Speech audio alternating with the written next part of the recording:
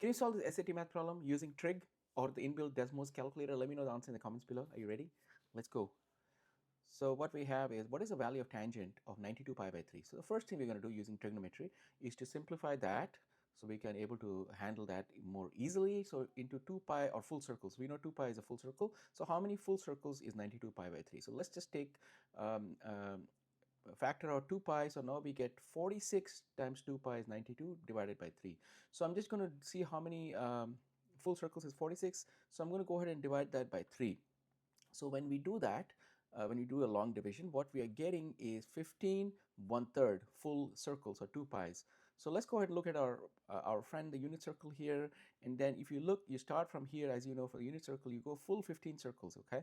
And then you go 1/3 of a circle. So how much is 1/3 of a circle? 1/3 of a circle is 360 divided by 1/3, which is divided by 3, which is equal to 120 degrees. Okay, 1/3 of 2 pi is 120 degrees. So that means this is going 15 full circles and then it's coming to 120 degrees out here. So the angle that we're looking at is 60 degrees. So this is 120 degrees, so this is 60 degrees. So now our tangent is going to sit on this point, which is cosine, as you know, x value cosine and y value sine.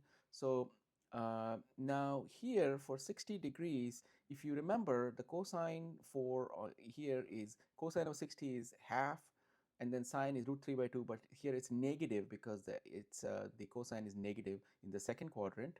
So what we now have is negative half and root 3 by 2. So let's go ahead and calculate our tangent then for that angle is going to be 92 pi by 3 is sine over cosine. So sine 92 pi by 3 divided by cosine 92 pi by 3, which is essentially right here what we calculated. So sine is root 3 by 2 divided by negative half.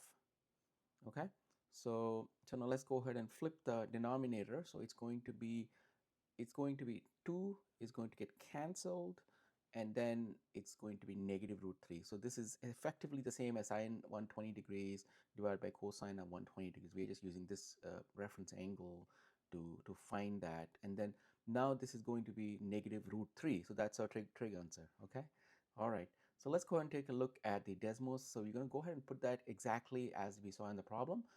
And then step 2 is we're going to see the graph. We're going to interpret it. Now it's going to see for all values of x, you see a y value of negative 1.732. So we need to know what that is. We know that root 3 is positive 1.732. So negative 1.732 means it's going to be negative root 3. So that's going to be choice A again. All right.